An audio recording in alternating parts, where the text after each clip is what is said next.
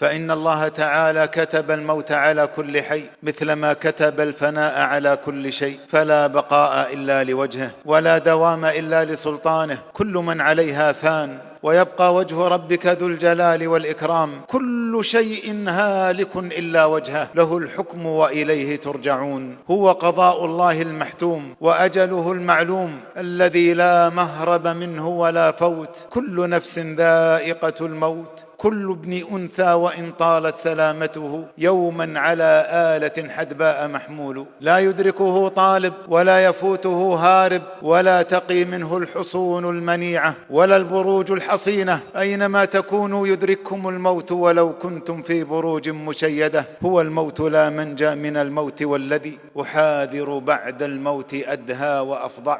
يأوي الإنسان إلى مرقده وهو لا يدري ماذا سيكسب في غده، ويضرب في مناكب الأرض ونواحيها وهو لا يدري أين يموت فيها. وما تدري نفس ماذا تكسب غدا، وما تدري نفس بأي أرض تموت. مشيناها خطا كتبت علينا، ومن كتبت عليه خطا مشاها. ومن كانت منيته بأرض فليس يموت في أرض سواها. يدري الإنسان أنه سيموت، لكنه لا يدري على أي حال سيموت، ولا يدري هل سيموت بوعكة أو سيموت فجأة. فما أجدره أن يكون مستعدا للارتحال مغتنما لصالح الأعمال. اغتنم في الفراق فضل ركوع، فعسى أن يكون موتك بغتة. كم صحيح قد مات من غير سقم، ذهبت نفسه الصحيحة فلته. أيها الناس، مساء يوم الاثنين الماضي كنت مع نفر من رفاقي، وكنا في فسحة من الانبساط وحالة من النشاط. وبينما كنا على هذه الحالة إذا أحد أصحابنا يسقط على الأرض فجأة دون أي مقدمات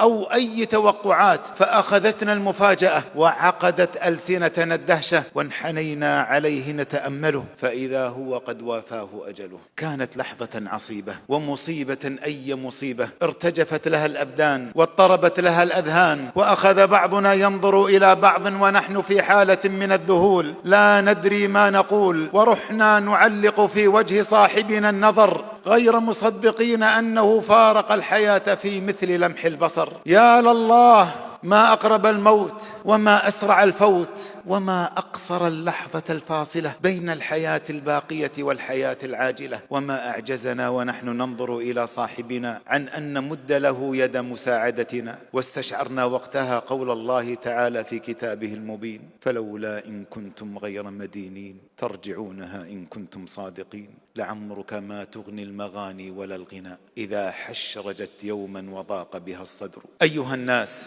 إن هذا الموت الذي يأتي بغته هو ما يعرف بموت الفجأة. وقد كان يحدث في قديم الزمان، لكنه كان يحدث في القليل أو النادر من الأحيان. أما في هذه الفترة فقد صار يحدث بكثرة بعد أن استجد له من الأسباب الظاهرة ما جعله يتحول إلى ظاهرة، وهي الأسباب المرتبطة بما حدث من تغير في معايشنا وتطور في وسائل نقلنا. وفي كثرة موت الفجأة في حياتنا المعاصرة دليل من دلائل النبوة وشاهد من شواهد الرسالة. تحدث نبينا الكريم عليه أفضل الصلاة وأتم التسليم أنه سيكثر موت الفجأة عند قرب قيام القيامة، وأن ذلك علامة من علامات الساعة. فعن أنس رضي الله عنه أن النبي صلى الله عليه وسلم قال: إن من أمارات الساعة أن يظهر موت الفجأة. وموت الفجأة لمن أحسن الاستعداد للآخرة راحة ورحمة، إذ لا يعاني من ينزل به السكرات والآلام، ولا تطول به الأمراض والأسقام. وهو لمن لم يحسن الاستعداد أو كان من أهل الكفر والعناد أخذة أسف، أي أخذة غضب، كما قال تعالى عمن غضب عليهم: فلما آسفونا انتقمنا منهم، إذ لا يدع للعاصي مهلة للتوبة ولا للكافر فترة للأوبة. روي عن عائشة رضي الله عنها مرفوعا وموقوفا أنها سألت النبي صلى الله عليه وسلم عن موت الفجأة، فقال: راحة للمؤمن وأخذة أسف للفاجر. ومن أجل ذلك وغير ذلك فإن العاقل اللبيب هو من كان من الموت على وجل، ومن لم يلهه الأمل، ومن أحسن العمل، ومن علم أن موته قد يأتيه بغته، وأن نفسه قد تذهب القلب فلته فأعرض عن المغويات الملهيات وأقبل على الباقيات الصالحات. يا من بدنياه انشغل وغره طول الأمل ولم يزل في غفلة حتى دنا منه الأجل. الموت يأتي بغتة والقبر صندوق العمل. إن الدنيا متاع زائل وظل حائل وطيف منام وأضغاث أحلام، فلا يغتر بها إلا مغرور، وما الحياة الدنيا إلا متاع الغرور. إن الدنيا إذا حلت أو حلت، وإذا جلت أو جلت، وإذا غلت أو غلت، وإذا كست أو كست، وإذا أينعت نعت، وإذا أوشكت شكت، وإذا أقبلت بلت. وكم من ملك رفعت له علامات فلما علا مات. يا خاطب الدنيا الدنية إنها شرك الردى، دار متى ما أضحكت في يومها أبكت غدا، وإذا أظل سحابها لم ينتفع منه صدى. فاربأ بعمرك أن يمر مضيعا فيها سدى، واعلم بأن خطوبها تفجأ ولو طال المدى. روى الأصمعي أن هارون الرشيد صنع طعاما وزخرف مجالسه وأحضر الشاعر أبا العتاهية فقال له: صف لنا ما نحن فيه من نعيم هذه الدنيا. فقال أبو العتاهية: عش ما بدا لك سالما في ظل شاهقة القصور. قال الرشيد: أحسنت، ثم ماذا؟ فقال أبو العتاهية: يسعى عليك بما اشتهيت لدى الرواح وفي البكور. قال الرشيد: حسن، ثم ماذا؟ فقال أبو العتاهية: فإذا النفوس تقعقعت في ظل حشرجة الصدور، فهناك تعلم موقنا ما كنت إلا في غرور. فبكى الرشيد. فقال الفضل بن يحيى مخاطبا أبا العتاهية: بعث إليك أمير المؤمنين لتسره فأحزنته. فقال الرشيد: دعه، فإنه قد رآنا في غفلة فكره أن يزيدنا منها. أيها الناس، إن الموت هو الحقيقة الكبرى والبرزخ الفاصل بين الأولى والأخرى، فكن على يقظة منه وحاذر أن تغفل عنه، واستعد له بصالح الأعمال وبما ترجو به حسن المآل. أكثر من ذكره واعتن بأمره، وتمثل دائما قول النبي الكريم عليه أفضل الصلاة وأتم التسليم: أكثروا من ذكر هاذم اللذات، أي قاطع الشهوات. استعد له بصدق التوبة وحسن الأوبة، واستشعر قول الله تعالى في كتابه المبين: وتوبوا إلى الله جميعا أيها المؤمنون لعلكم تفلحون. حافظ على الطاعات واجتهد في العبادات واتبع سبيل المؤمنين، واعبد ربك حتى يأتيك اليقين، واعمل بما وجه به نبينا الأكرم صلى الله عليه وسلم: اعبدوا ربكم وصلوا خمسكم وصوموا شهركم وأدوا زكاة أموالكم وأطيعوا ولاة أمركم تدخلوا جنة ربكم. تذكر دائما نهايتك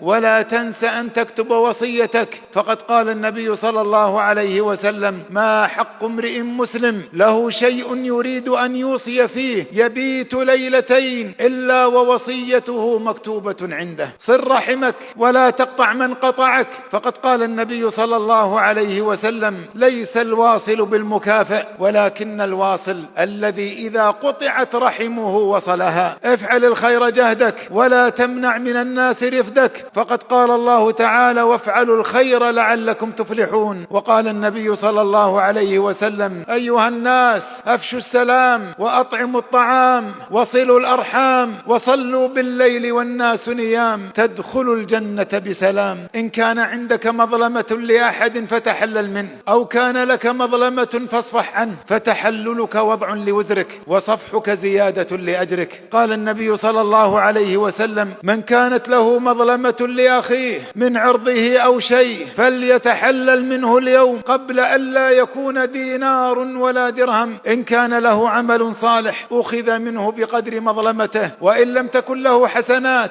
أخذ من سيئات صاحبه فحمل عليه. أحسن الظن بالله قبل موتك، واعلم أن ذلك خير عدتك. قال النبي صلى الله عليه وسلم: لا يموتن أحدكم إلا وهو يحسن الظن بالله عز وجل. تذكر القبر وضمته والحساب ورهبته، واسأل الله الثبات في الحالين والنجاة في الموضعين، واستشعر قول الله تعالى: يثبت الله الذين آمنوا بالقول الثابت في الحياة الدنيا وفي الآخرة ويضل الله الظالمين ويفعل الله ما يشاء. وقول النبي صلى الله عليه وسلم: إن القبر أول منازل الآخرة، فإن نجا منه فما بعده أيسر منه، وإن لم ينج منه فما بعده أشد منه. فيا من فرط في جنب الله أو أسرف في إيذاء عباد الله، أدرك نفسك قبل أن تدخل رمسك، وأصلح فساد قلبك قبل أن تكون رهين ذنبك، واسترجع ما عزب من لبك، واستمع بكل جوارحك لقول ربك، واتبعوا أحسن ما أنزل إليكم من ربكم من قبل أن يأتيكم العذاب بغتة وأنتم لا تشعرون.